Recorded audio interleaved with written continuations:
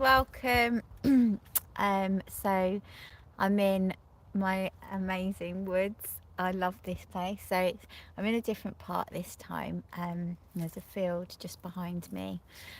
But in this YouTube, I would like to talk about imposter syndrome and teaching yoga. So yesterday, on the 2nd of January 2025, I led my first yoga class as a teacher, and I was covering someone else's class at my gym, and I had it all planned. I ran through it all and everything, and I had everything in my head what I wanted to say, and I wrote loads of things down about what I wanted to say in different positions, and include a mantra and a mudra and all these things.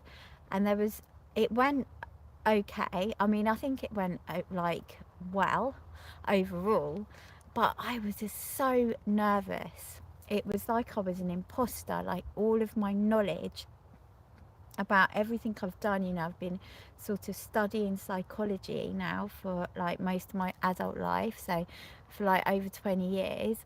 And I've been a therapist now for like 10 years. I've taught A-level psychology, and I know in how yoga and your body relates to your psychological beliefs and everything. And I didn't freeze, but it was almost like while I was doing the session, it all went out of the window. And I felt like a kid at school for the first time. Like I've and I you know and it was just incredible how exposing of my insecurities it was. And I felt this on my yoga journey, and it's an incredible modality to open you up to the things that possibly you didn't realize were still there, and still kind of maybe hindering you from moving forward in a emotional, practical way into a bigger capacity. And it was it so teaching, because yoga in itself, when you practice it and use it as a kind of discipline, can really help you see maybe limits within your body, and things that possibly within your body are holding you back. But then teaching it is the next level. It's another thing that for me personally, on my journey, I've just had someone say hi Rick. um, I've realised that it's bringing up another layer of sort of insecurity and probably trauma, going like right back to when I was at school and things like this, that I thought I possibly had resolved and hadn't realised. So it's so interesting, and it's about giving. I love movies. Hi, Happy New Year. Thank you. Um, it's about giving giving yourself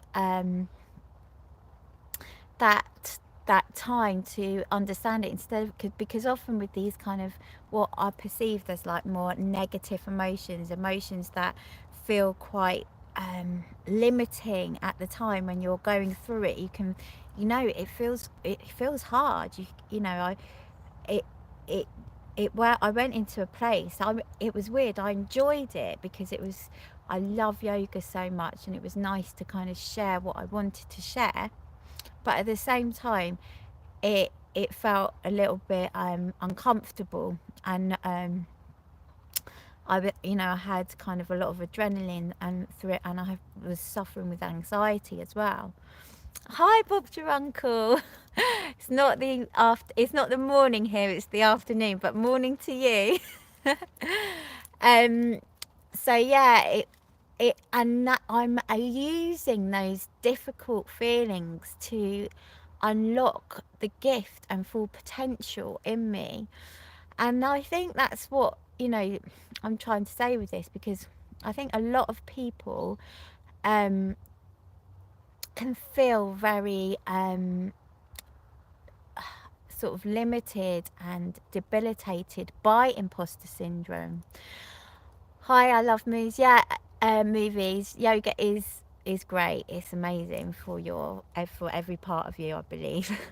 But yeah, so if you, I feel like a lot of people who've experienced and maybe suffered with imposter syndrome can feel debilitated by it. And it's actually, like I say this all the time with everything. Everything has two sides to it. I believe this. Yes, it is. Thanks, Bob's your uncle. It is sunny here. It is nice. Yeah, everything has two sides to it. So I honestly believe like every darkness has a light, just as much as every light has a darkness. So everything that maybe there can be positives that make you feel good, but they will also have negatives, just like the negatives have their positives. And it's about really trying to balance both of them. And sometimes it's easier to shut out the negatives, but in this case I feel like it's important to allow it to open you up and get the positive from it. And that's what I'm trying to do, and this is kind of the message that I wanted to talk about in this live, is allowing the negative things that this imposter syndrome has given me, and allow it to show me more, because I feel like from connecting with the trees today in this wooded area here, they've shown me that it opens you to this. So sometimes you don't know what, so you don't know what you don't know, right? And then when you uncover yourself to something that you didn't realize was there, then you do know it, and then you allow it to show you an even deeper truth within yourself, which can bring you to a deeper power. So that's my message. And I've a little poem. I've written so many poems. Hi, Bob's your uncle. There are two sides to every pancake, as a friend once told me. Yeah, there really is. Rick, yes, it is cold, but it's like a nice cold. I always say this. I find the cold actually quite connecting. Oh, thanks, Rick. Nice to see you too. Yeah, so I find it, I don't know, it's more because it is, again, it's quite exposing, it's raw, and that I find more connecting sometimes than in the summer, where it can feel easier with the temperature. But yeah, sometimes I find the cold more connecting. But so I've got this poem I wrote last year, and I wrote it in 2023 and it's 25 now, so it was actually about a year and a half old. But it's called Allowing Yourself to Fail. So allow yourself to fail is the most loving and kindest thing to do. Being brave enough to accept your limits is acceptance at the deepest level. When you feel like you have set yourself up to fail, you allow the doors of success to open with humility and pride of truth. So that's what I feel sometimes we have to, like with imposter syndrome, what I experienced yesterday, because I felt it wasn't a massive failure, because I knew it was my first proper lesson. So it's not going to be as maybe amazing as like if after I do 10 lessons, but or 20. But I did feel a little bit like a failure, because I had other things written down that I didn't manage to do, because my brain went into kind of overwhelm from it all, and I just couldn't even I just didn't read them out, and I didn't do what I wanted to do completely.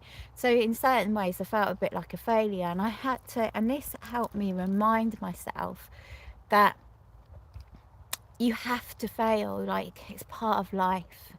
And so the imposter syndrome has given me, it's like it's a gift that will keep giving, I'm sure.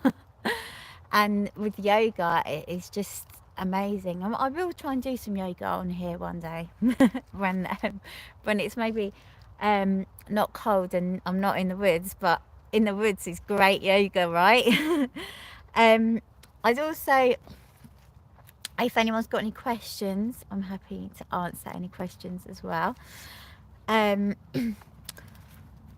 I've got another poem that I wanted to read, and I think it links with everything, and it's about being grounded in who you are, because when you really feel you know yourself, then even if you have some imposter syndrome, it's okay, because you allow that to be there, and you know that it's you feel grounded within yourself enough to hold yourself.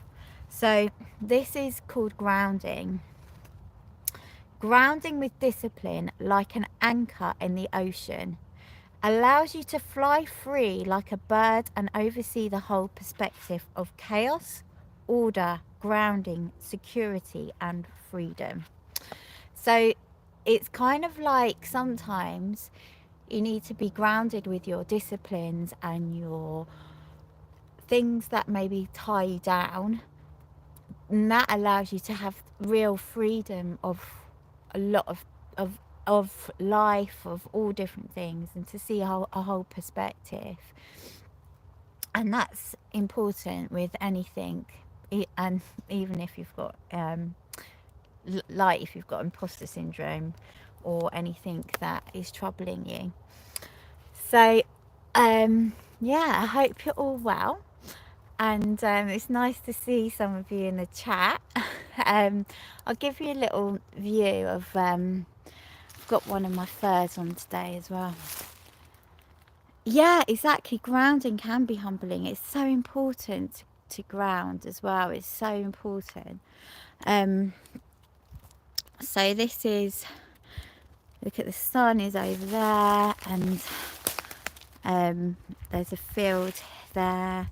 It's just amazing here. You know, I feel so kind of blessed kind of to live so close to this place, and I can just come. I don't need to drive. I can just walk here, and I just feel so connected. And the trees are honestly like my family. They bring me clarity. They speak to me. They literally, when I touch them, I can feel the energy so strong. It's amazing. It's like this wisdom that comes from these trees, and I'm just so grateful to have that, because you know, I feel I don't have, maybe I'm not a multi-millionaire or multi-billionaire, but what I have with my trees makes me feel abundant all the time, because it makes me feel really connected. And when I feel like alone or whatever, or like I have that lack of belief, I feel so connected to these trees. So I'm just really grateful. Rosie, what is the term the British use to describe the public's right to walk on public land? Well, there are footpaths in Britain, and as long as they're public footpaths, you can walk on them. And the thing is, right, I think there is, I'm not 100% sure on this, but I was speaking to a lawyer about this a couple of years ago. Apparently unless there's signs on like fields or places that says do not trespass, I think because you can have, there's the right to roam, I think, or if it doesn't say like do not trespass on private land, if there's no signs that says that, I think you have the right to roam. That's, I'm not 100% on that though, so don't quote me on it, but I mean I've just sort of quoted it on here, so but yeah, so um but a lot of these woods do cover footpaths, so they are privately owned woods.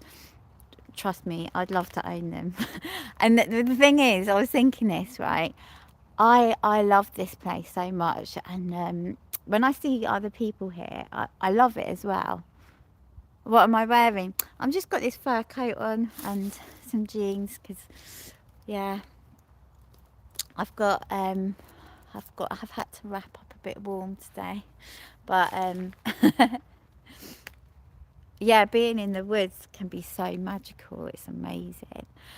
Um, but yeah, I love seeing people here, but then I'm like, oh no, they're going to my place. But you know, you sharing's caring, right? I can't just, even these are, the trees are everybody's, and even though the land is owned by someone, yeah, the earth is all of ours to look after, to cherish, to respect, to live. So we've got to honour every part of nature, haven't we?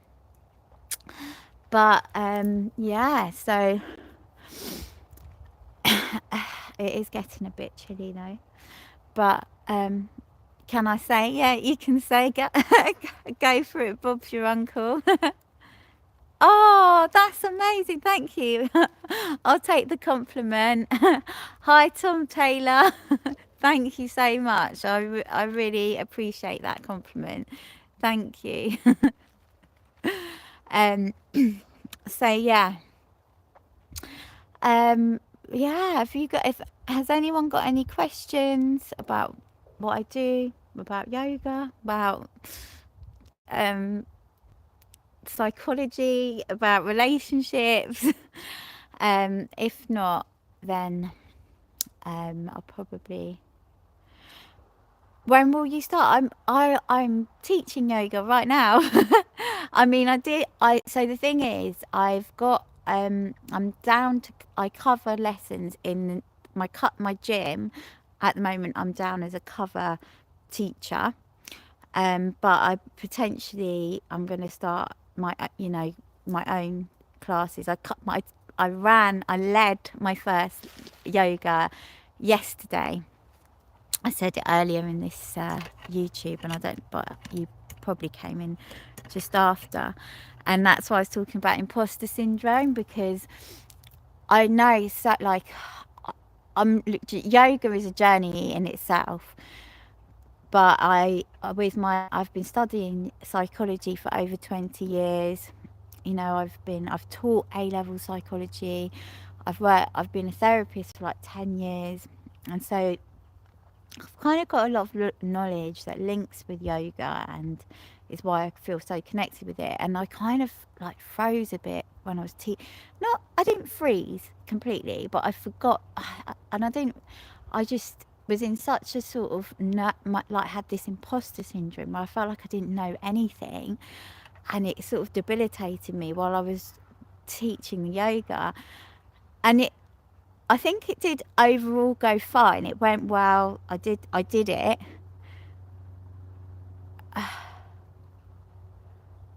Oh, will I be starting? Sorry, a yoga class, a yoga YouTube. I'm not sure. I might do. I could do actually. I mean, I'm not. Because I've got 2 YouTube channels as it is. I don't know if having a third YouTube channel is a bit like too much.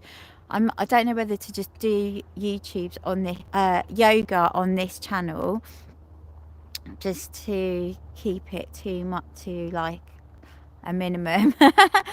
But I know yoga is a thing on its own. But then this channel just called my name, so I might just do it on here.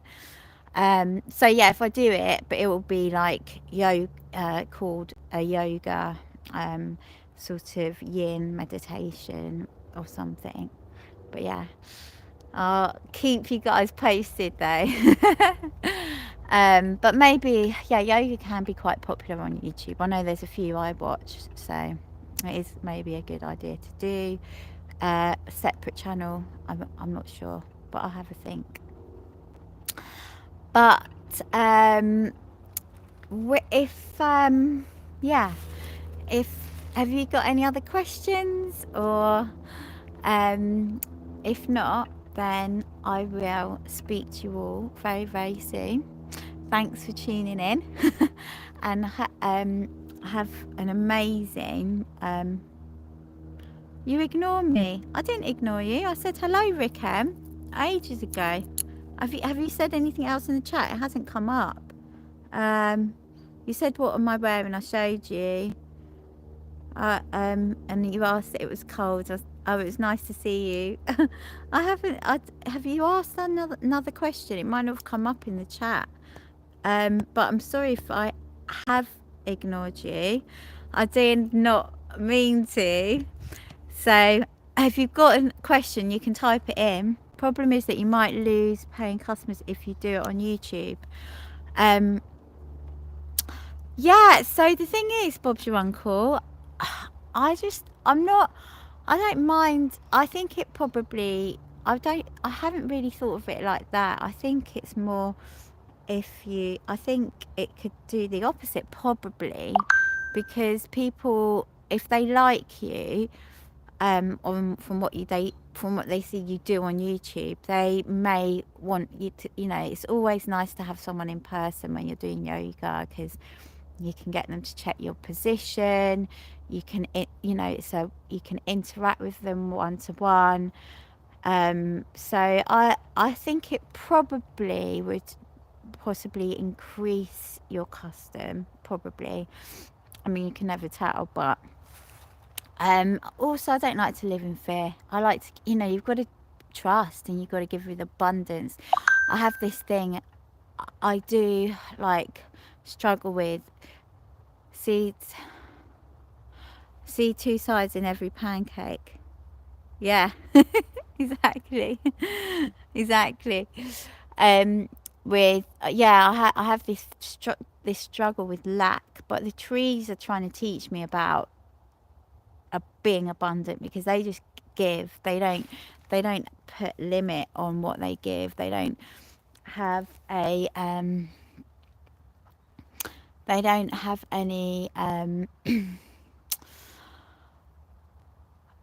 expectation of wanting back. That's how I feel. So I need to, I think you have to remember everything. I have to remind myself of this, of giving. You will always receive, even if it comes in a way that you least expect it. You have to trust that energy will always balance itself. That's what the trees tell me. I believe, and I like, from research, I do believe that energy always balances in one shape or form. So yeah, but yeah, I hope you guys are all okay. So, oh wait, hold on. Sorry if I just joined you, love. Oh, no worries. Oh, sorry, but I just saw just the chat's just come up. Thank you, Tom Taylor. You don't need to apologise. But bye, Rick. Sorry, I hope you realise that I wasn't ignoring you, and I hope no one thinks I'm ignoring them. It's sometimes difficult in the chat to sort of see what's coming up as well. But yeah, so I will speak to you all soon, and I'm wishing you all an amazing day, wherever you're watching this. And thanks for joining me on my live, guys. And God bless you all. Have an amazing day and lots of love. Bye.